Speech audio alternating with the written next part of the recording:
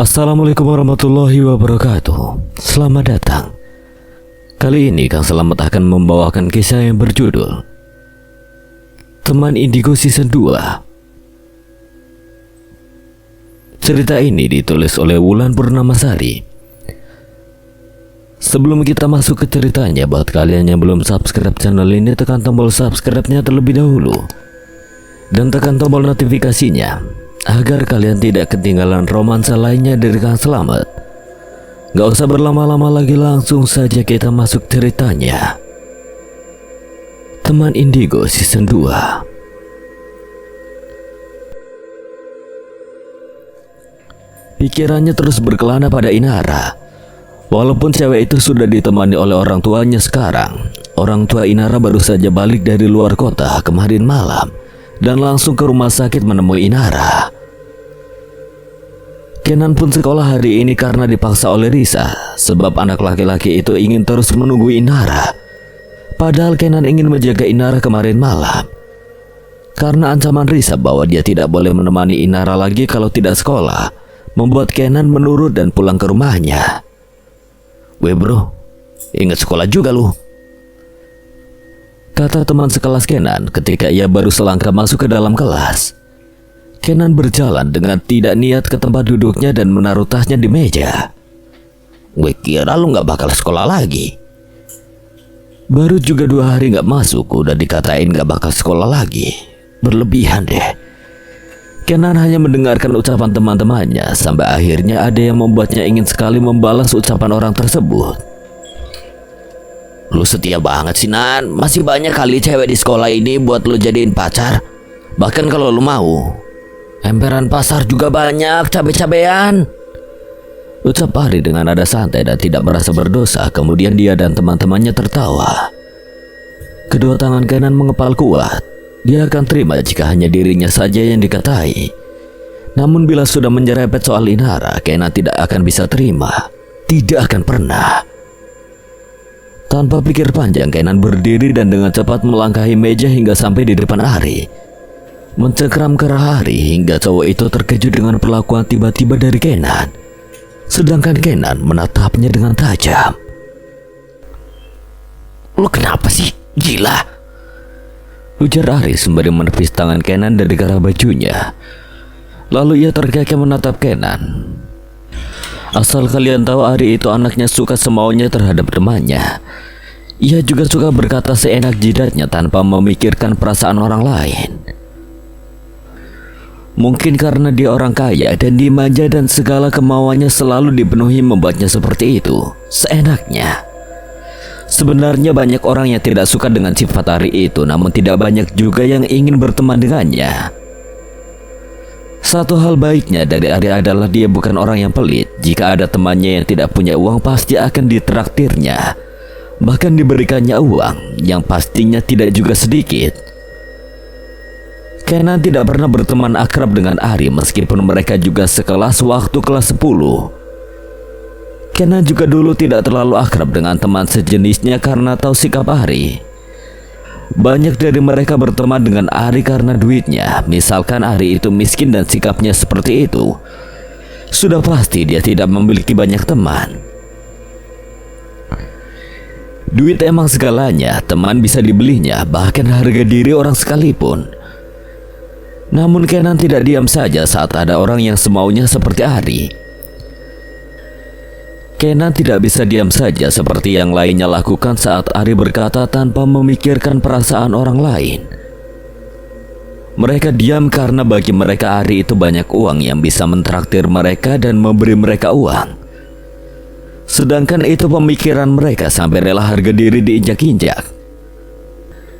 Kenan kembali maju dan mencengkram kerah Ari dengan sangat kuat, menyeret Ari untuk berdiri. Ari yang sedang duduk di atas meja itu langsung terbangun dari duduknya akibat tarikan keras dari Kenan.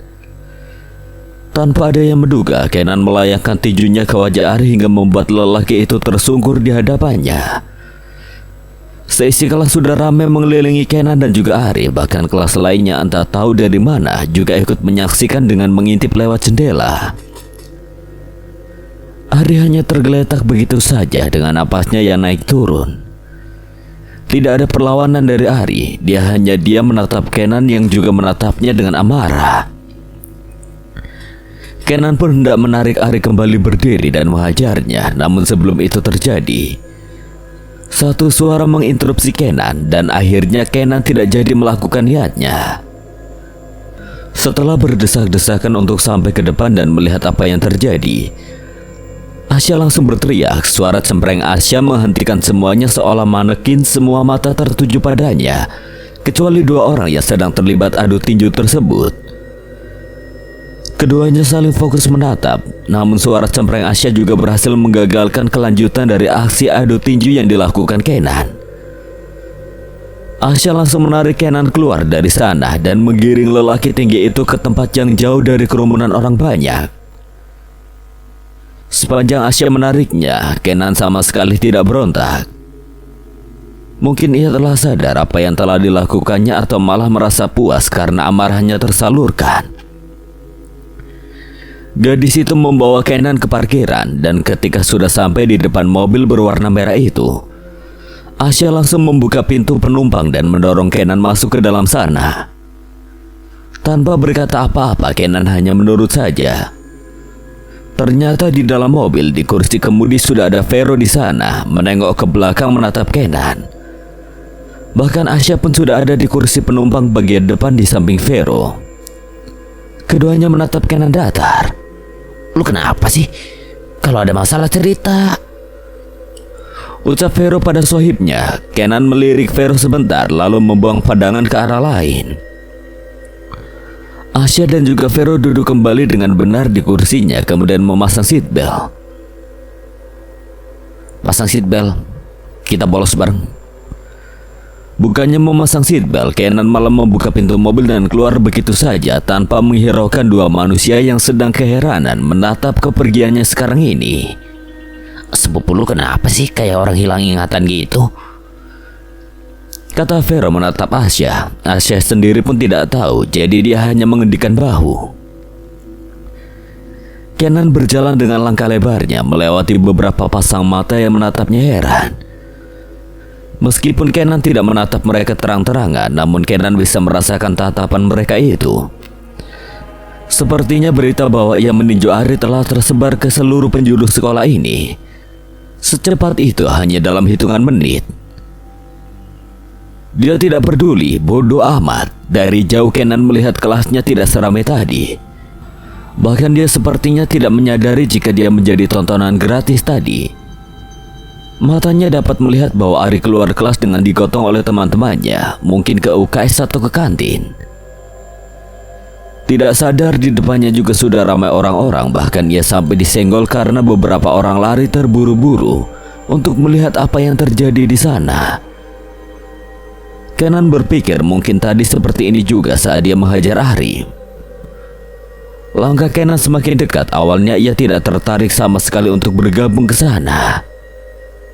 Namun suara teriakan heboh dari dalam membuatnya penasaran juga. Ratna, lepasin gue!" teriak seorang cewek dengan histeris diikuti dengan teriakan temannya yang lain. "Ratna kayak orang kesurupan, woi!" Mendengar suara itu, membuat Kenan refleks melangkahkan kakinya masuk ke dalam kelas tersebut, yang belum disadarinya bahwa itu kelas Inara juga. Asya dan Vero yang gagal bolos kembali masuk ke dalam area sekolah. Terpaksa, ya mereka terpaksa kembali masuk ke sini. Sesaatnya sudah berada di parkiran dan akan segera meluncurkan aksi. Namun yang dijadikan korban malah kabur. Karena tidak tahu harus beralasan apa, mereka harus mengikuti pelajaran hari ini. Membosankan bagi mereka berdua. Cocok memang dua sejoli ini. Harusnya tadi mereka bisa bolos dan berkata pada satpam bahwa Kenan sedang sakit dan harus dibawa ke rumah sakit. Kan wajah lelaki itu seperti tidak semangat dan sedikit pucat. Namun si korban malah kabur dan rencana jadi gagal. "Itu ada apaan, Rami?" ujar Vero berjalan sambil berjinjit-jinjit dan menajamkan matanya untuk melihat apa yang terjadi di sana. "Kenan berantem lagi." "Hah? Kenan berantem lagi?" Buru-buru mereka berdua menghampiri kerumunan tersebut. "Ada apa ini? Rame bener kayak pasar malam. Katanya si Ratna lagi kesurupan. Vero dan Asya saling tatap. Kemudian Vero melihat nama kelas yang tertera di atas pintu dan itu adalah kelasnya sendiri. Saking ramainya dia tidak mengenali kelasnya sendiri. Ketika Vero mau melangkahkan kakinya untuk menerobos dan masuk ke dalam, tiba-tiba barisan tidak beraturan itu mundur. Asya pun hampir terjengkal kalau Vero tidak sigap memeluknya. Tubuh Vero yang jangkung berhasil membuatnya melihat Kenan keluar dari kelas. Dilihatnya Kenan sedang menggendong seorang wanita yang tengah pingsan. Vero menggenggam tangan Asya kuat dan menarik cewek itu untuk mengikuti langkahnya. Kenan tidak peduli dengan tatapan murid lain yang menatapnya heran. Ia berjalan dengan cepat menuju UKS. Saat ini ia sedang menggendong Ratna yang tiba-tiba pingsan. Saat tiba-tiba di depan pintu UKS, Kenan sengaja mendorongnya dengan kaki kanannya karena tidak mungkin membuka dengan salah satu tangannya, sebab kedua tangannya menahan tubuh Ratna. Tidak ada siapa-siapa di sana. Entah kemana guru piket yang menjaga UKS tersebut. Kenan pun langsung membaringkan Ratna di salah satu ranjang yang ada. Nah, lu kenapa? Vero tiba di UKS bersama Asya. Tambang terkejut mereka pun tidak dapat disembunyikan ketika melihat Ratna. Dia kenapa, Nan? Tanya Asya mendekat ke ranjang Ratna. Cewek itu sedang pingsan. Kenan lelah hari ini. Harinya dipenuhi dengan pertanyaan kenapa dan kenapa. Kenan pun enggan menjawab. Dia hanya diam dan duduk di ranjang lain. Vero pun ikut di sampingnya, sementara Asya mengoleskan minyak kayu putih pada sekitar leher Ratna dan menyodorkan botol itu ke dekat hidung Ratna agar cewek itu menghirupnya. Cukup lama mereka hanya diam tanpa bicara. Kenan sibuk memperhatikan Ratna. Kenan menjadi sangat penasaran apa yang sebenarnya terjadi dengan gadis itu. Mengapa sikap anehnya tidak bisa terbaca oleh Kenan, tidak seperti sikap aneh Pak Wira waktu itu yang dapat ia rasakan. Tiba-tiba Ratna langsung bangun terduduk dari pingsannya, membuat Vero, Asya, dan Kenan terlonjak kaget. Ratna menatap ke arah ketiganya bergantian. Ketika matanya bertatapan dengan Kenan, Ratna menjadi kikuk. Ia langsung turun dari ranjangnya dan keluar dari UKS dengan terburu-buru tanpa mengucapkan sepatah kata pun. Kenan hanya berdiam diri saja tanpa mencegah Ratna dan bertanya mengapa dan apa yang terjadi dengan cewek itu. Kenan merasa ini belum waktu yang tepat. Dia kenapa sih aneh banget? Nah, emangnya tadi apa yang terjadi? Ratna baru saja pulang dari minimarket dekat dengan rumahnya. Ia habis membeli mie instan untuk makan malamnya. Beginilah Ratna, ia sering makan mie instan setiap harinya. Karena tidak ada yang memperhatikannya dan dia sendiri juga sudah merasa lelah jika harus memperhatikan dirinya sendiri. Sangat lelah. Ratna tidak peduli, toh kalau dia mati pun tidak ada yang peduli. Mungkin kalau dia mati kelaparan tidak ada yang tahu juga sampai ia mati membusuk di dalam kamarnya. Siapa yang akan peduli? Ratna bertanya pada dirinya sendiri. Ratna langsung menuju dapur untuk memasak mie. Dia menyediakan panci kecil dan secukup air untuk memasak mie. Kemudian Ratna menyalakan kompornya. Dia memilih salah satu dari mie yang telah dibelinya. Sambil menunggu air mendidih, Ratna menyiapkan mangkuk dan menyiapkan bumbunya. Setelah semuanya selesai, Ratna duduk di meja makan dan menikmati mie-nya yang masih panas. Sudah biasa bagi Ratna menikmati makanannya sendiri. Hanya suara gesekan piring dan sendok yang menemaninya. Setelah makan dan membereskannya, Ratna langsung masuk ke dalam kamarnya. Namun langkah Ratna terhenti saat dia hendak menaiki tangga menuju kamarnya. Dan bukan hal yang tidak biasa bagi Ratna melihat ayahnya pulang dengan kondisi mabuk, apalagi membawa wanita. Ratna sudah kenyang melihat itu, tapi kali ini ayahnya tidak membawa wanita. Tumben dan baru kali ini. Ratna pun tidak peduli ayahnya pulang bagaimana dengan kondisi mabuk tersebut. Syukur dia masih selamat mengemudi dengan keadaan gila seperti itu. Tapi Ratna merasa ayahnya tidak pernah waras. Ketika Ratna betul-betul ingin menuju kamarnya, suara ayahnya menginterupsi. Ratna pun berhenti dan berbalik menatap ayahnya yang sedang terjalan tergopoh-gopoh dan akhirnya berbaring di sofa. "Ratna anakku," ujarnya sambil tertawa garing. Apa yang ditertawakannya mungkin karena hidupnya selucu itu. Ratna hanya diam saja, tak terkira matanya berair melihat keadaan ini. Keadaannya yang prihatin, Ratna menengadahkan wajahnya agar air matanya tidak jatuh membasahi pipinya. "Kamu kenapa menatap ayahmu seperti itu, ah?" Dia berbicara dengan cengengesan seperti orang gila. "Bagaimana, enak kan punya uang banyak dan kaya raya tanpa harus kerja cari duit sana sini. Gak perlu capek-capek, semuanya tinggal nikmatin. Kan udah ada yang nyariin. Ya kan, Rat?" Ucapnya tanpa dosa. Bagaimana ayah Ratna bisa bersikap seperti anak kecil tanpa dosa seperti ini? Ayahnya berusaha menegakkan tubuhnya untuk duduk walaupun sempoyongan karena mabuk. Kemudian ia mengangkat tangannya untuk menunjuk-nunjuk Ratna yang jauh berdiri darinya. "Harusnya kamu itu bersyukur, Rat. Punya bapak kayak ayah. Bisa cari duit tanpa kerja, tinggal duduk santai. Sekali duit datang satu lemari." Air mata Ratna tidak dapat tertahan lagi. Entah dari kapan air matanya sudah membanjiri pipinya dan meluncur bebas ke lantai. Sederas itu memang, bibirnya bergetar menahan semua yang ingin diluapkannya. Pandangannya pun mengabur karena air mata yang terus saja keluar dengan sendirinya. "Ayah itu jahat." Itulah akhirnya yang dapat dikeluarkan Ratna meskipun banyak kata-kata yang ingin diucapkannya. Suaranya menggema di dalam rumah mewah tersebut. Ayahnya sedikit tersentak, kemudian tertawa lagi. "Kamu ini harus bersenang-senang, bukannya malah mengeluarkan air mata yang gak bisa berubah jadi berlian sekalipun. Gak guna." Ayah emang gak pernah mikirin akhirat. Ayah cuma mikirin kesenangan dunia yang belum tentu menjamin kehidupan di akhirat. Ayah itu orang tua Ratna. Harusnya ayah mengajarkan dan mendidik anaknya jadi orang yang baik. Ratna berhasil mengeluarkan unek-uneknya selama ini, namun hatinya masih mendongkol sangat. Kata-kata itu saja tidak cukup untuk meluapkannya. Sebegini dalamnya luka hati Ratna. Ayah berdiri dan berjalan mendekati Ratna. Ia hanya menatap Ratna dengan senyum sinisnya. "Tahu apa kamu tentang akhirat dan segalanya? Kamu gak usah soal ceramah di depan ayah. Kamu kira ayah ini jamaah apa?" Ratna tidak bisa menahan lagi, emosinya pun juga memuncak. Ayah gak pernah mikirin siapa-siapa. Ayah cuma mikirin diri sendiri, bahkan ibu. Ibu juga jadi korban ayah. Ayah tahu gak apa yang ayah lakukan itu musyrik?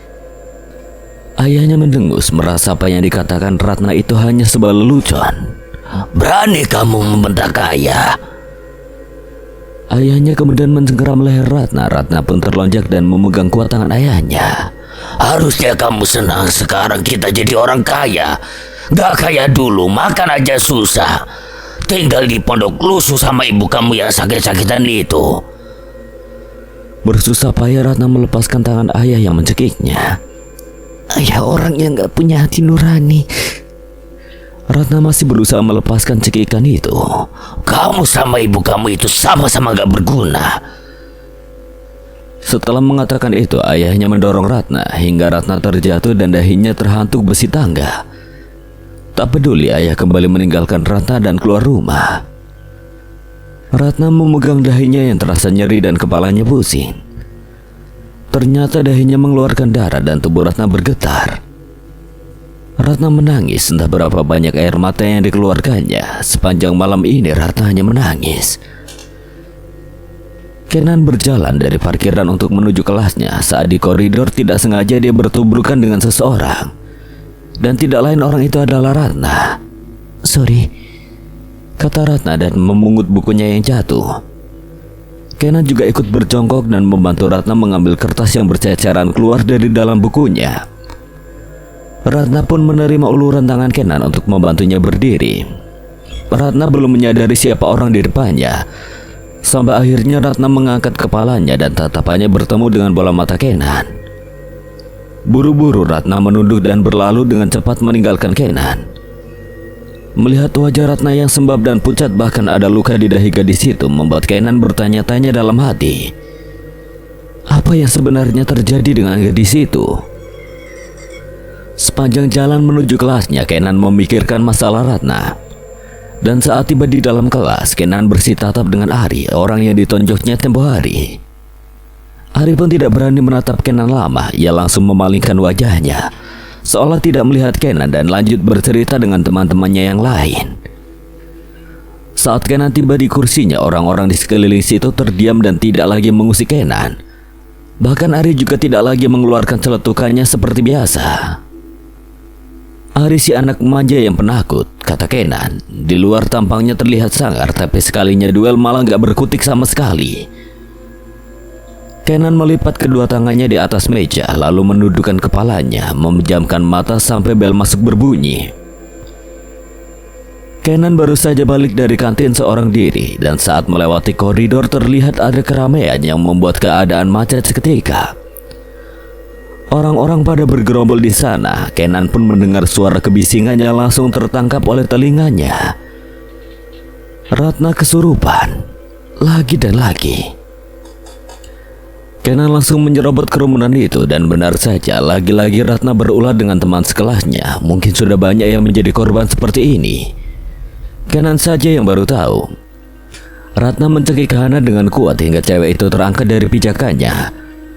Ratna semakin menekan Hana ke sudut dinding, sedangkan Hana teriak-teriak meminta dilepaskan. Ketika ada teman yang lain hendak menarik Ratna melepaskan Hana, malah orang itu terjungkal karena tepisan Ratna. Ratna seperti memiliki kekuatan super.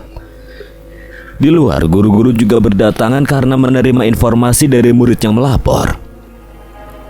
Dengan bersusah payah, mereka membubarkan para murid yang hendak menonton kejadian tersebut. Kenan langsung mendekat ke arah Ratna yang berada di pojokan. Kenan menepuk bahu Ratna dengan kuat, dan seketika itu Ratna jatuh pingsan. Kenan pun dengan sigap menahannya. Hana yang sudah lemas itu langsung terjatuh lemah karena cekikan Ratna yang kuat. Yang lain pun langsung mengerubungi Hana, sedangkan Kenan membawa Ratna jauh dari kerumunan tersebut. Tuh cewek kok demen banget kesurupannya, kata Vero. Saat ini mereka bertiga, Asya, Vero, dan Kenan berada di kantin. Yap, di kantin lagi. Tadi Vero menarik Kenan ke kantin setelah cowok itu mengantarkan Ratna ke UKS. Orang mana ada yang demen kesurupan? Gila apa ya lu? Gue denger dari kelompok Rumpi katanya Ratna itu sering kesurupan udah dari SMP. Terus dijauhi sama temen-temennya. Katanya juga dia pernah hamil. Hamil?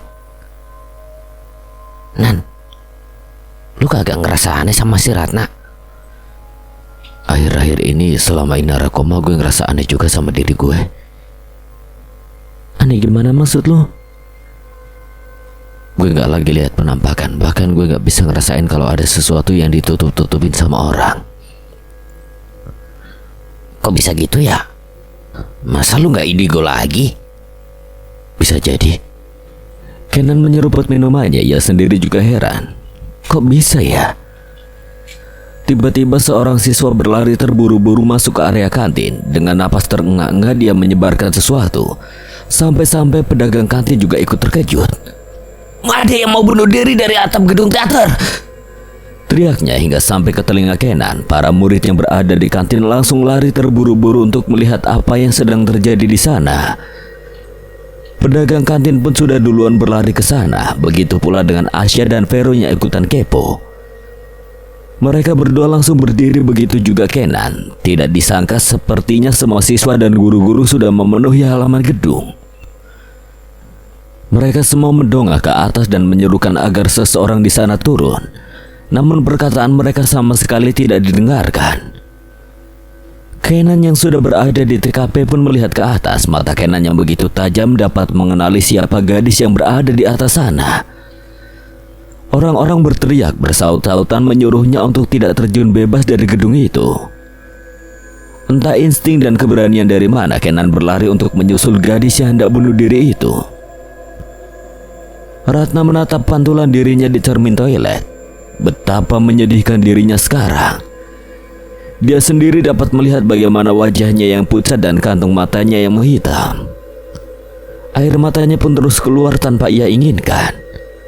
Ratna masih tidak bisa mengerti mengapa hidupnya seperti ini. Mengapa takdirnya terlalu jahat padanya. Tidak seorang pun yang mengerti keadaannya, bahkan untuk mengasihaninya saja tidak ada yang sudi. Ia merasa dirinya tidak layak untuk hidup. Ratna dengan pikiran kalutnya berniat untuk bunuh diri. Dia masuk ke dalam gedung teater yang tidak terkunci itu. Kemudian menaiki tangga yang ada di sana untuk mencapai atapnya. Saat tiba di atas, Ratna merasakan hembusan angin menerpa kulitnya. Ratna terus berjalan hingga sampai di penghujung atap. Ratna memejamkan matanya sejenak, berpikir apakah ada yang akan mencarinya jika dia sudah tiada. Namun siapa yang akan peduli jika dirinya ada ataupun tiada sekalipun. Saat Ratna menatap ke bawah dari gedung yang tinggi itu, sudah ramai siswa di bawah sana yang sedang memperhatikannya. Menyerukan agar dirinya tidak terjun dari sana, Ratna tersenyum sinis. Untuk apa mereka seperti itu? Bukankah Ratna tidak pernah ada di mata mereka? Ratna pun semakin melangkahkan kakinya sambil memejamkan matanya. Suara teriakan histeris para murid yang lainnya melihatnya dari bawah pun terdengar sampai telinganya. Dan saat satu kakinya sudah melayang di udara dan segera akan menjatuhkan dirinya, tiba-tiba lengannya ditarik oleh seseorang. Ratna merasakan bahwa dirinya menabrak tubuh seseorang. Dapat Ratna rasakan bahwa dirinya masih berada di dunia ini. Ratna tidak ingin berpikir siapa orang itu yang memeluknya dengan erat dan terisak di dada orang itu. Dalam kondisi seperti ini, Kenan sendiri bingung bagaimana menyikapinya. Ratna yang langsung memeluknya dengan erat dan menangis. Dengan ragu, Kenan mengangkat tangannya untuk mengusap punggung Ratna yang berguncang karena menangis. Kemudian Kenan menepuk-nepuk punggung Ratna dengan pelan, berharap itu akan membuat Ratna lebih tenang. Cukup lama Ratna memeluknya, dan ketika tangisannya mulai reda, Ratna melepaskan pelukannya. Melangkah mundur menjauh dari Kenan, menatap Kenan dengan mata sendunya. Makasih Nan udah nolongin gue. Tapi harusnya gue udah mati, seharusnya lu gak usah nolong gue tadi. Kenan maju selangkah untuk kembali meraih tangan Ratna. Saat itu juga Ratna memundurkan dirinya. Kenan melihat ujung sepatu Ratna sudah sampai di tepi. Selangkah lagi cewek itu mundur, maka Ratna akan jatuh. Ketika Kenan tidak maju lagi dan ingin segera menarik Ratna, namun Ratna mencegahnya. Stop, lu tetap diam di situ. Gak bakal ada yang berubah kalau gue mati. Gue hidup aja ngerasa mati. Mending mati sekalian kan. Ratna mundur dengan perlahan, sedikit lagi, sedikit, dan tidak dapat tertahankan lagi histerisan dari orang-orang yang melihat Ratna. Gadis itu semakin berada di tepi, tidak peduli dengan teriakan orang lain yang menyuruhnya untuk berhenti. Rat, dengan lo yang begini gak bakal menyelesaikan masalah. Lo gak bisa menghindar begitu aja. Masalah itu harus diselesaikan. Sungguh Kenan bergetar sekarang. Bagaimana jika gadis itu benar-benar terjun ke bawah? Lagian siapa yang bakal peduli? Bokap gue. Dia aja sibuk sama dirinya sendiri. Lagian kalau gue jatuh, gue juga gak yakin bakal langsung mati. Paling patah tulang doang.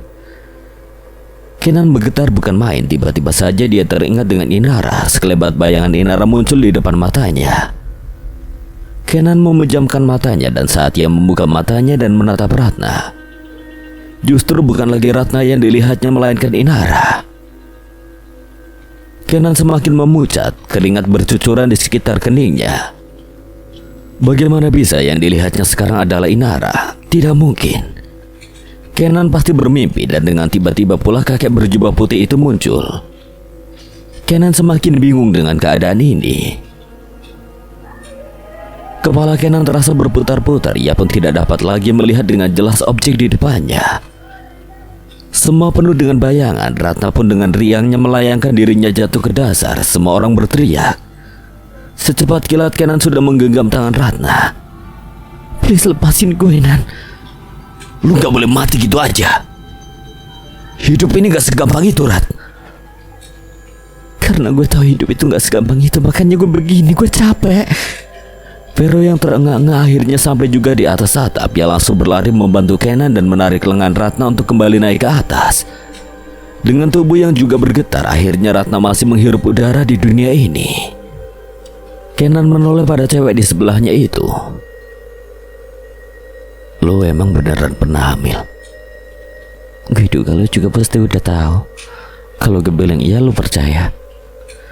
Kenan mengerutkan keningnya bingung. Kemudian Ratna kembali berkata, ya seperti yang lo dengar, gue emang pernah hamil. Hamil gaib. Perut gue tiba-tiba besar dan 2 hari kemudian kembali ke semula. Gak usah tanya lagi kenapa bisa. Gue udah jelasin kan di awal tadi. Sekarang pasti lo ngeliat gue hina banget kan? Lo udah tahu semuanya sekarang kan? Hidup gue lucu dan gak masuk akal ya kan? Emang lu gak cerita apa-apa sama bokap lo? Emangnya dia bakal peduli? Gue masih napas atau enggak aja dia bodo amat. Apalagi kalau gue cerita ini tambah gak guna.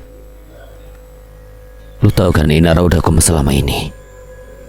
Ratna diam memandang pemandangan dari atas gedung ini. Kini gilirannya mendengarkan Kenan. Gue gak tahu kenapa bisa selama ini. Hasil dari tes medis juga Inara gak punya penyakit yang bisa membuat dia koma. Gue heran. Tahun lalu dia koma cuma 3 hari, bahkan sempat lupa siapa gue. Dan besoknya dia kenal lagi sama gue. Lu pernah dengar gak sih ketika Ru ingin kembali ke raganya tapi tertahan? Maksudnya? Gue juga gak tahu itu beneran atau enggak, tapi sedikit banyaknya gue percaya orang yang koma itu ruhnya tidak berada tetap di raganya, tapi berkelana. Dan ketika ruhnya mau kembali justru gak bisa karena terlalu lama koma. Dia jadi gak ngenalin gimana raganya. Lupa sama raga sendiri. Gitu maksud lo? Ya begitu sih menurut apa yang pernah gue dengar dan gue baca dari artikel. Bahkan Inara baru koma 2 bulan, apa kabar bertahun-tahun? Apakah masih ada harapan orang yang koma untuk hidup? Tergantung sama Ru itu masih ingat atau enggak sama raganya sendiri. Setelah menjenguk Inara di kamarnya, Kenan berjalan menuju taman rumah sakit. Kenan masih ingat tentang kakek berjubah putih itu. Begitu tiba di taman, Kenan duduk di bangku yang sama seperti kemarin. Dan Kenan merenungkan ucapan kakek itu yang katanya dapat membantunya. Kenan mengusap wajahnya gusar. Saat Kenan menoleh, ia terlonjak kaget karena kakek itu sudah berada di sebelahnya. Kek, bagaimana cara kakek bantu saya? Tanya Kenan to the point. Kakek itu menoleh pada Kenan, kemudian tersenyum. Kakek itu mengangguk-angguk, membuat Kenan mengerenyitkan heran.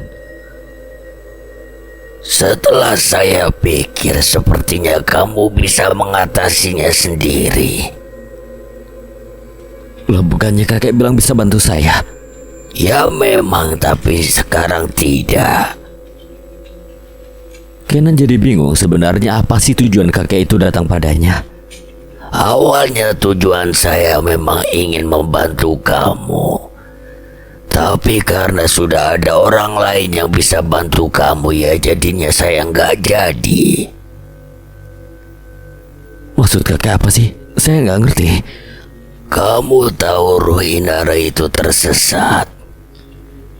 Dia lupa arah dia pulang ke raganya karena dia terlalu egois. Egois? Iya, dia terlalu bahagia di sana sehingga terlupakan bahwa ia harus kembali.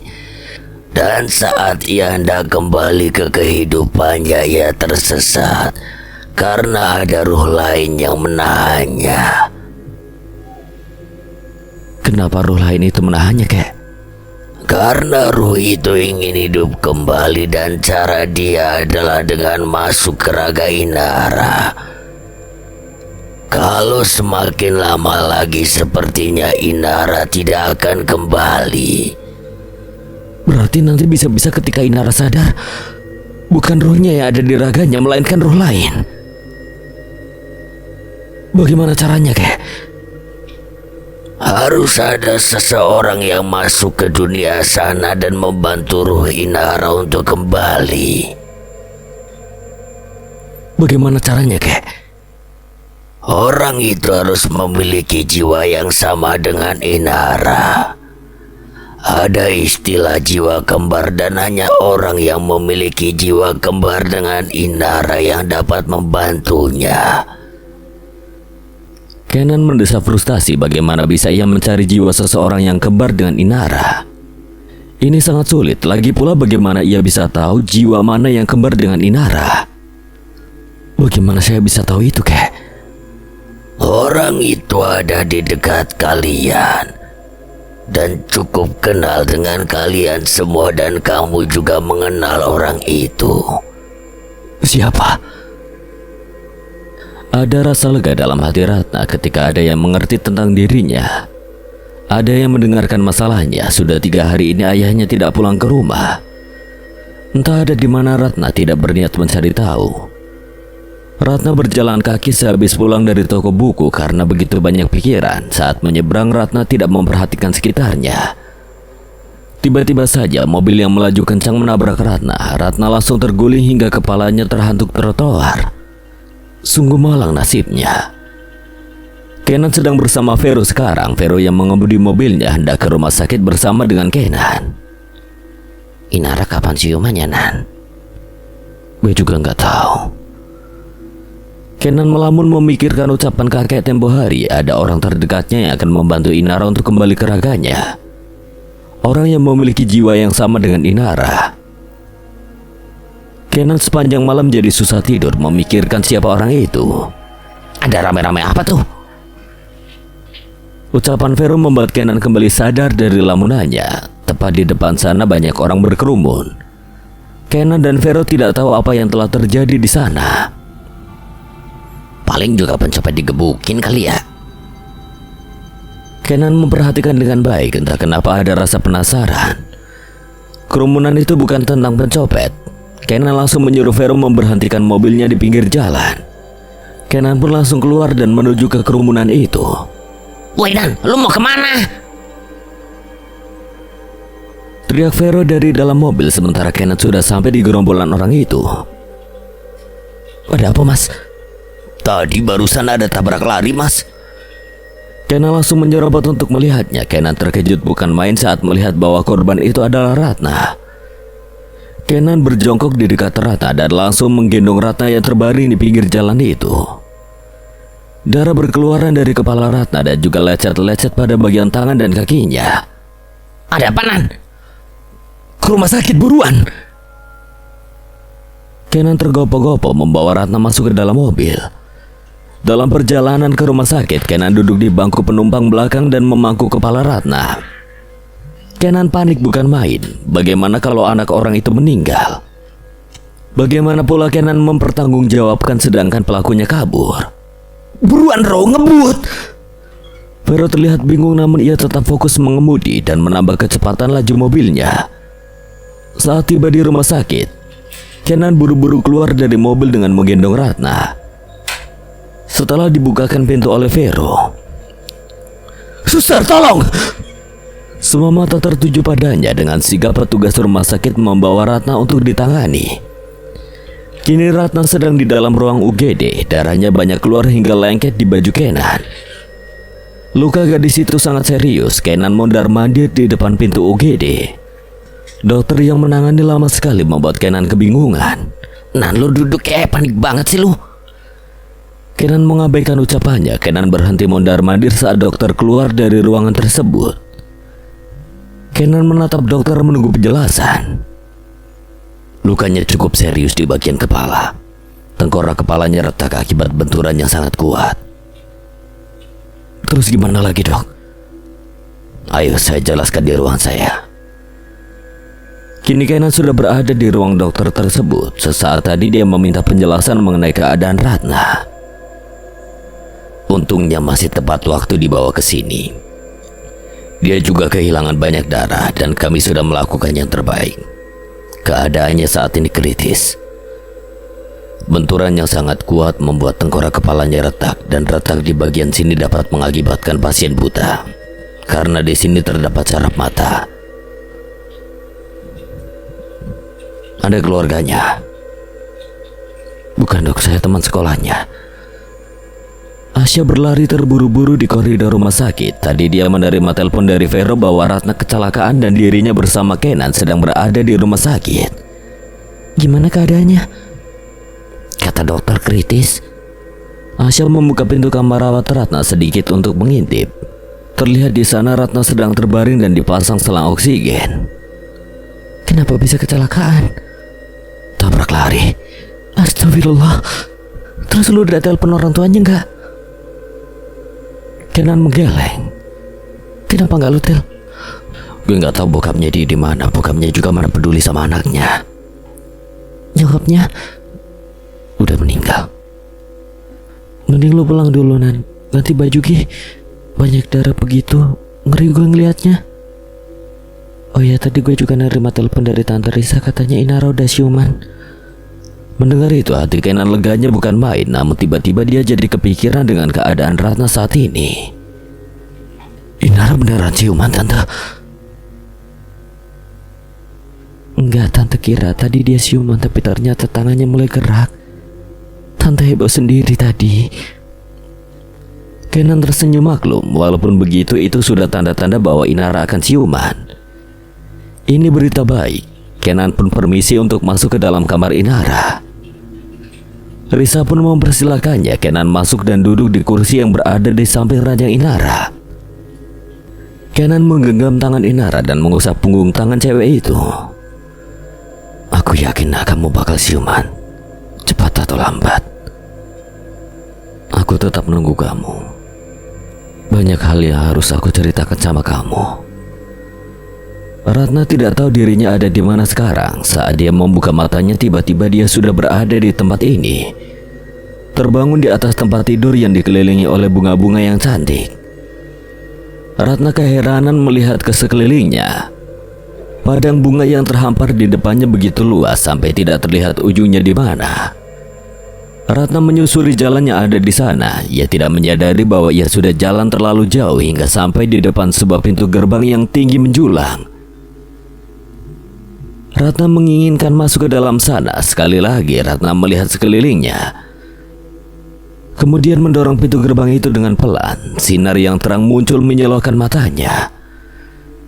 Ia melangkah masuk ke dalam. Begitu sampai di sana, cahaya yang terang tadi lenyap begitu saja bersama dengan pintu gerbang itu. Kini suasana sudah berubah menjadi gelap. Cahayanya sangat redup. Ratna tidak mengenali tempat di mana ia sekarang. Selangkah demi selangkah Ratna berjalan, tiba-tiba ada suara yang mengejutkannya. Ratna membalikkan badannya untuk melihat ke belakang, namun Ratna tidak melihat apapun di sana. Ratna terus berjalan mundur hingga punggungnya bertabrakan dengan sesuatu. Mereka sama-sama berbalik dan sama-sama terkejutnya. Tidak menyangka akan bertemu di sini.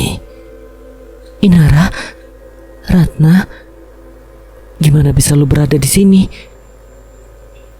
Kita harus cari cara untuk keluar dari tempat ini, Nak. Seharusnya kita nggak di sini. Ratna menarik tangan Inara, namun Inara tidak mengikuti langkahnya. Ratna terhenti dan menatap Inara. Percuma, Rat, kita nggak bakal bisa keluar dari sini. Gue udah usaha untuk cari gerbang itu, tapi nggak ada sama sekali. Ratna menghela napasnya. Bagaimana ini bisa terjadi? Seseorang tertawa puas di sebuah ruangan gelap yang hanya dikelilingi oleh lilin. Usahanya sekarang pasti akan berhasil. Setelah lama ia menunggu dan mencari. Sayang, sebentar lagi kita akan kembali bersama. Ucapnya pada seorang wanita yang terbaring di atas kain putih penuh dengan taburan bunga mawar merah. Dia memperhatikan wanita itu dengan sendu. Wanita yang sudah lama mati dan diawetkan selama ini. Ia tidak rela ditinggal begitu saja. Memang dulu karena dia wanitanya meninggal. Karena keserakahannya membuat wanita itu menjadi sandraan iblis. Itu karena sebuah perjanjian. Tapi sekarang ia ingin menghidupkan kembali wanitanya, dan dengan satu syarat bahwa ia bisa mendapatkan raga yang cocok dengan ruh wanita itu. Dan ada ruh pengganti yang dijadikan sandaraan oleh iblis itu. Sebuah kesepakatan yang di luar pemikiran bagaimana bisa ruh seseorang hidup di raga orang lain.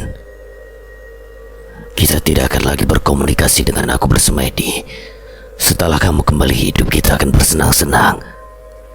Walaupun kamu nanti ada di raga anak gadis itu, kupastikan kamu tetap milikku, Febri. Kenan merenung di kamarnya, memikirkan Inara yang masih koma, berkelana kemanakah cewek itu. Seperti yang dibilang kakek berjubah putih itu. Ngomong-ngomong soal kakek, setelah waktu itu dia tidak ada lagi muncul. Sebenarnya Kenan masih bingung dengan si kakek itu. Ia merasa bertemu dengan kakek itu hanya satu mimpi aneh, tetapi terasa nyata. Kenan menatap langit-langit kamarnya. Apa yang harus dilakukannya?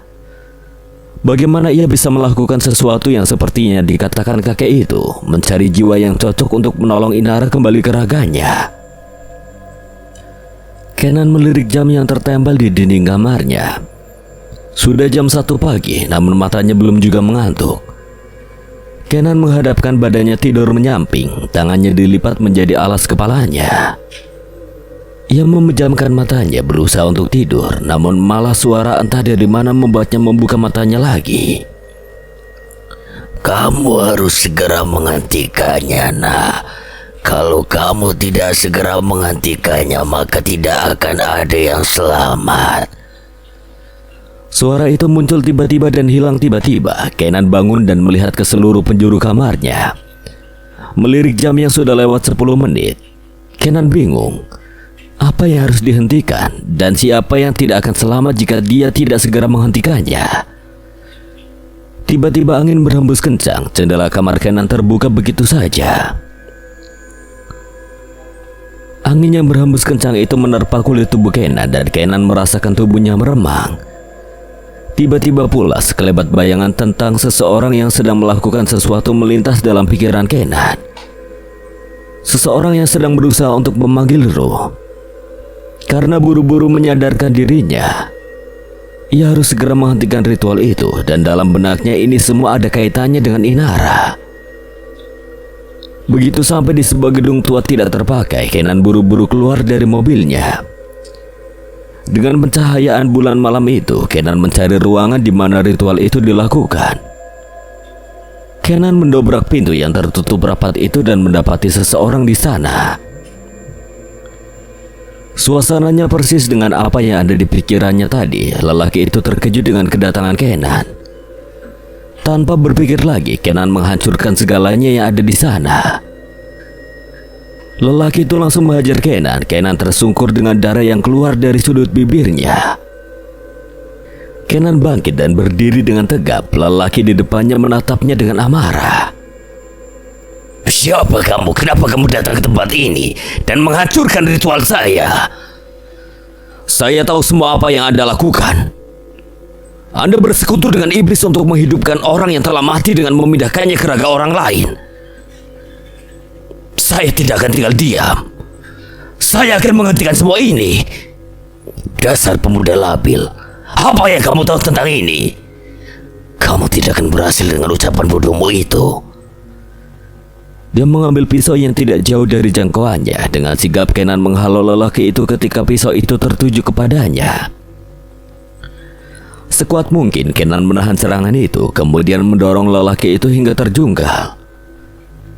Pisau itu pun terlempar jauh dari genggaman lelaki itu dengan hembusan angin malam yang dingin, seakan menemani suasana mencekam itu. Lelaki itu berdiri dan hendak menyerang Kenan lagi. Namun kakek berjubah putih tiba-tiba muncul di hadapan lelaki itu. Kenan melihat dari belakang dengan jelas bahwa kakek itu hanya memukul sekali leher lelaki itu. Dalam sekejap lelaki itu tergeletak tak berdaya sama sekali. Setelah itu kakek berjubah putih menghilang begitu saja. Setelah 2 bulan lamanya Inara tertidur dalam kemahnya, akhirnya hari ini ia sadar juga. Semua orang merasa lega dan tenang. Inara membuka matanya di pagi hari itu. Bunda yang menungguinya langsung menelpon siapapun untuk datang ke rumah sakit. Tak percaya, namun ini sebuah kesempatan yang teramat berharga. Kenan juga ada di sini. Hatinya bahagia melihat Inara telah kembali seperti sedia kala. Dan senyum cewek itu masih sama yang membuat Kenan betah memandangnya. Inara menatap Kenan yang berdiri di dekat pintu. Inara bicara pelan dengan ayah dan bundanya. Setelah mengatakan sesuatu, ayah dan bundanya mengangguk paham dan keluar dari kamar rawat tersebut. Inara mau bicara sama kamu. Kenan berjalan mendekati Inara. Kenan langsung memeluk Inara tanpa aba-aba, membuat Inara sedikit terkejut. Namun kemudian ia nyaman dengan pelukan hangat cowok itu. Setelah merasa puas memeluk Inara, Kenan melepaskan pelukannya perlahan, menatap wajah Inara yang sangat dirindukannya. Pasti kamu kangen kan sama aku? Ya jelaslah. Siapa yang gak kangen dicuekin selama 2 bulan? Setiap kesini dicuekin, kalau aku lagi ngomong gak disautin. Inara terkekeh pelan, masih kaku rasanya saat Inara hendak tertawa. Kenan sangat lucu sekarang ini. Aku bisa denger kok kamu ngomong sama aku. Aku juga nyautin omongan kamu, tapi kamunya aja yang gak denger. Aku senang banget sampai gak ada kata-kata untuk mengungkapin gimana bahagianya aku pas kamu udah siuman. Nan, Kenapa? aku ketemu sama Ratna. Sejujurnya aku juga gak percaya, tapi aku yakin semua itu nyata, Nan. Aku ketemu sama dia dan dia mau nolong aku keluar dari sana. Aku gak ngerti kenapa dia juga ada di sana. Apa ada sesuatu yang terjadi sama dia? Keningnya berkerenyit samar. Tiba-tiba Kenan teringat akan pembicaraannya dengan kakek berjubah putih itu. Ucapan si kakek bahwa ada yang akan membantu Inara untuk kembali pulang. Apakah benar kalau orang itu adalah Ratna? Lalu bagaimana nasib Ratna sekarang? Apakah rohnya tertahan di sana sebagai pengganti Inara seperti apa yang dikatakan kakek itu? Kok bengong? Kamu istirahat dulu aja ya. Atau kamu mau makan? Biar aku suapin. Inara mengangguk semangat. Kenan tersenyum sembari mengambil nampan berisi makanan dari rumah sakit. Kenan menyuapkan sesendok untuk Inara, tetapi Inara menggeleng menutup mulutnya. Aku gak suka makanan dari rumah sakit, rasanya aneh. Kamu harus makan dulu dong. Emangnya kamu gak lapar 2 bulan gak makan? Kalau aku pasti udah mati kelaparan begitu. Beneran 2 bulan? Inara tak percaya orang tuanya tidak mengatakan hal itu tadi. Kenan mengedikan bahunya, lalu kembali menyorongkan sendok pada Inara. Inara mendengus, kemudian membuka mulutnya perlahan menerima suapan dari Kenan. Sambil menyuapi Inara makan, Kenan bersyukur berkali-kali dalam hatinya. Inara kembali dengan sedia kala. Selama 2 bulan ini, Kenan merasa banyak hal yang terlewatkan bersama Inara. Sekarang Kenan sedang berada di kantor polisi untuk dimintai keterangan tentang kejadian di gedung tak terpakai kemarin. Lelaki itu sudah ditangkap polisi dan akan dilanjutkan kasusnya ke hukum. Selain karena ritual waktu itu yang menyertakan mayat, ada pula yang melaporkannya karena menabrak orang hingga meninggal, serta mengemudi dalam keadaan mabuk. Kenan pun terkejut saat mengetahui bahwa lelaki itu adalah ayahnya Ratna. Namun keterkejutannya sudah terjawab dengan apa yang Ratna ceritakan waktu itu. Kenan sungguh menyayangkan sikap ayah Ratna yang tidak baik itu. Bahkan setelah kejadian itu, Vero tidak ada habisnya meneror Kenan dengan pertanyaan-pertanyaannya. Mau tidak mau Kenan menjelaskan panjang lebar kepada lelaki itu. Setelah dimintai keterangan oleh polisi, Kenan seharusnya kembali ke sekolah. Tadi saat ditelepon oleh polisi, Kenan berada di sekolah dan berkata pada guru akan segera kembali, walaupun guru piket sudah mengizinkannya untuk pulang saja. Namun sekarang Kenan mengurungkan niatnya untuk kembali ke sekolah. Ada seseorang yang harus ditemuinya dulu di sini. Pak, bolehkah saya bertemu dengannya sebentar saja? Setelah berpikir beberapa detik, akhirnya petugas itu memperbolehkannya. Dengan batas kaca bening di hadapannya, Kenan sudah berhadapan dengan Amran, ayah Ratna, pelaku tersebut. Kenan dapat melihat dari raut wajah lelaki dewasa di hadapannya ini. Ada rasa sesal di matanya yang tidak dapat diungkapkan dengan kata-kata. Tiba-tiba Amran terisak dan pundaknya berguncang. Ia menutup matanya dengan telapak tangannya. Ia merasa malu bahkan menyesal atas perbuatannya sendiri. Ia pun tahu ini sudah jauh dari kata terlambat untuk menyesali semuanya. Hati Kenan pun ikut merasakan kepiluannya melihat Amran sekarang ini yang harus menanggung kesalahannya. Dan memang begitu seharusnya. Kenan justru tidak akan kasihan pada Amran, bahkan jika lelaki itu dihukum mati. Ia sangat kasihan pada Ratna yang harus merasakan itu semua tanpa ada seseorang yang menguatkannya dan berada di sampingnya untuk mendengarkan keluh kesahnya. Andai saja Kenan dan Inara mengetahui bagaimana keadaan Ratna, pasti mereka akan sangat berbaik hati membantu Ratna. Tapi mungkin takdir berkata lain sehingga sudah seharusnya seperti ini. Saya sangat malu pada diri saya sendiri. Saya terlalu memikirkan kesenangan sendiri tanpa memperdulikan siapapun. Bahkan saya awalnya menjadikan istri saya sendiri sebagai tumbal. Namun setelah itu saya menginginkan dia hidup lagi dengan cara seperti ini. Bahkan untuk mengangkat kepala di depan anak muda sepertimu saya sangat malu. Saya sungguh meminta maaf. Saya tahu kehilafan saya ini dosa besar. Tapi apakah masih ada pintu tobat untuk saya? Tidak ada kata terlambat untuk bertobat selama napas kita belum di kerongkongan. Bersyukurlah Bapak karena Allah masih memberikan kesempatan untuk Bapak. Amran mengangguk-anggukkan kepala. Ia merasa malu berkali-kali lipat di hadapan Kenan. Dengan umur semuda itu, Kenan tahu batasannya. Sedangkan dia malah menjadi orang yang bodoh selama ini. Saya sangat berterima kasih sama kamu, Nak. Mungkin kalau kamu tidak datang waktu itu, saya tetap tidak akan menyadari dosa besar yang saya lakukan. Mungkin saya masih akan berlanjut untuk melakukan dosa-dosa besar lainnya. Tapi bagaimana bisa kamu tahu saya dan apa yang saya lakukan? Sebenarnya saya tidak tahu siapa Bapak, tetapi sekarang saya tahu kalau Bapak itu ayahnya Ratna. Kamu tahu anak saya? Saya cukup kenal, kami teman sekolah. Saya sangat berdosa pada Ratna. Saya terlalu mementingkan diri sendiri dan selalu menyakitinya. Ratna anak yang sangat baik. Dia selalu meyakinkan saya untuk berhenti musyrik kepada Allah sebelum terlambat.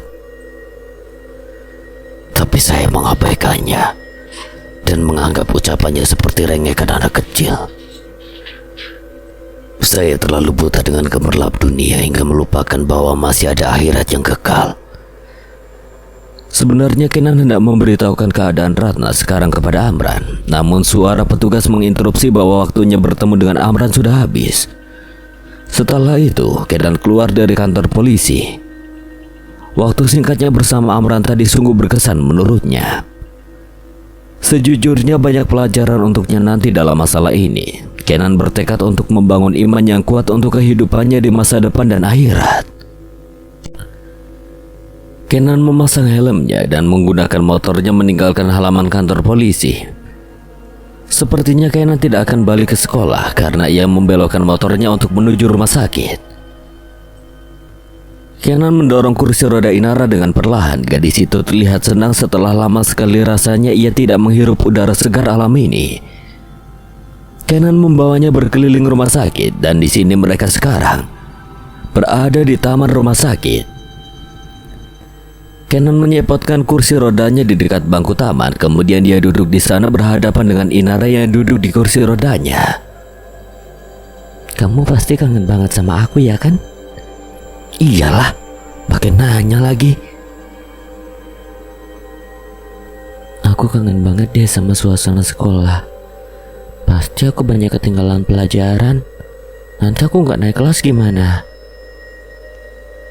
Jadi kamu nggak kangen juga sama aku? Ih, bukannya gitu, kamu sekarang jadi perajuan gitu ya? Kenan hanya tersenyum dan mengusap pucuk kepala Inara. Berantakan tahu. 2 bulan gak mandi aja kayak banget. Kenan meledek. Inara mendelik menatap Kenan. Melihat ekspresi Inara yang menurutnya lucu, Kenan tertawa. Tak sengaja Inara menangkap satu objek yang menarik perhatiannya. Inara mengucek matanya dan menajamkan penglihatannya untuk memastikan bahwa yang dilihatnya tidaklah salah. Namun ternyata itu memang benar. Dilihatnya Ratna sedang duduk di kursi roda sama sepertinya, dengan selang impusan di tangannya.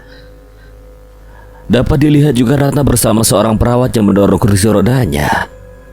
Nan itu beneran Ratna kan? Aku gak salah lihat kan?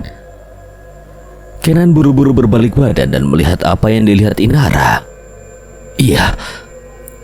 Tidak mungkin juga ia berbohong. Sebenarnya ia sudah menceritakan semuanya pada Inara. Namun Kenan tidak memberitahukan jika Ratna ada di rumah sakit itu juga. Ratna. Dari jauh Ratna dapat mendengar namanya dipanggil, dan Ratna tahu sekali suara siapa yang memanggil namanya. Inara bingung. Ratna tidak menoleh saat dirinya memanggil cewek itu. Inara pun memanggilnya untuk kedua kalinya. Sus, kita ke sana sebentar ya. Iya. Inara tersenyum melihat Ratna yang mendekat ke arahnya. Begitu sampai di hadapan Inara, perawat itu menyetopkan kursi rodanya. Suster, saya ditinggal gak apa-apa kok. Apa kabar nak? Alhamdulillah baik banget. Kamu juga apa kabar? Baik. Inara menautkan alisnya heran. Sedari tadi mereka berbicara, Ratna sama sekali tidak menatapnya. Inara menatap lekat pada bola mata Ratna. Kenan melihat Inara yang mulai curiga, kemudian dia berdiam. Inara tersentak sedikit dan masih menatap Ratna. Ratna tahu Inara pasti akan bertanya kenapa Ratna tidak menatap dirinya saat berbicara. Ratna tersenyum dan sedikit memutar kepalanya dan meraba untuk meraih tangan Inara. Ratna menggenggam tangan Inara erat. Ia pun sedikit bingung dengan itu. Aku buta nak. Inara membesarkan matanya terkejut dengan ucapan Ratna. Ia menatap Kenan dengan tanya. Kenan mengangguk mengiyakan. Ia geleng-geleng kepala karena Kenan tidak menceritakan apapun soal ini. Inara pun terkejut saat melihat Ratna ada di rumah sakit yang sama dengannya. Kenan juga sudah tahu kalau Ratna sudah melewati masa kritisnya dan baru siuman kemarin. Gimana bisa Rat? Kecelakaan. Jawab Ratna singkat. Inara mengeratkan genggaman tangan mereka. Ratna tersenyum sedangkan Inara menjadi berkaca-kaca. Lu jangan sedih, ntar gue nangis nih. Gue seneng banget lu siuman dan sehat sekarang. Inara mengangguk saja. Sebenarnya banyak yang ingin ditanyakannya langsung pada Ratna. Namun ia tidak ingin menambah pikiran Ratna dengan pertanyaan-pertanyaannya. Jadi dia mengurungkan untuk tidak bertanya lebih banyak. Mungkin nanti ia akan bertanya kepada Kenan saja dan akan memarahi cowok itu karena tidak memberitahukannya tentang apa yang terjadi dengan Ratna. Setelah puas berkeliling, Kenan mengantarkan kembali Inara ke kamarnya, sedangkan Ratna kembali bersama perawat yang kebetulan lewat dan meminta tolong untuk mengantarkannya ke kamarnya. Kenan meraih tangan Inara untuk membantu cewek itu naik ke ranjangnya, namun ditepis oleh Inara. Dan cewek itu berdiri sendiri dan duduk di pinggir ranjangnya dengan kaki yang menjuntai ke bawah.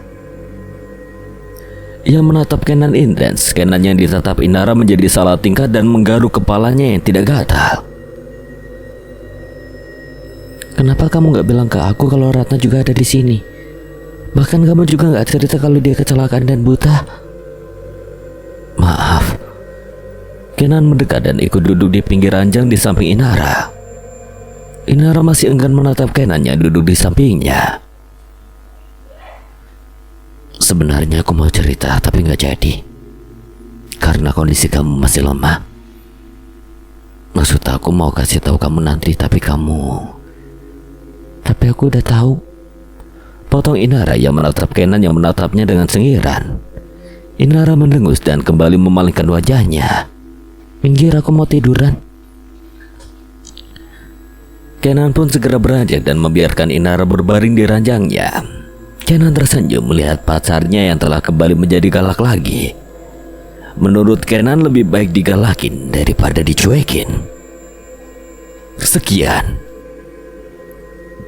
Dan terima kasih buat Wulan Purnamasari yang telah mengizinkan saya membawakan ceritanya. Apabila ada kesalahan atau kekurangan, Kang Selamat memohon maaf sebesar-besarnya.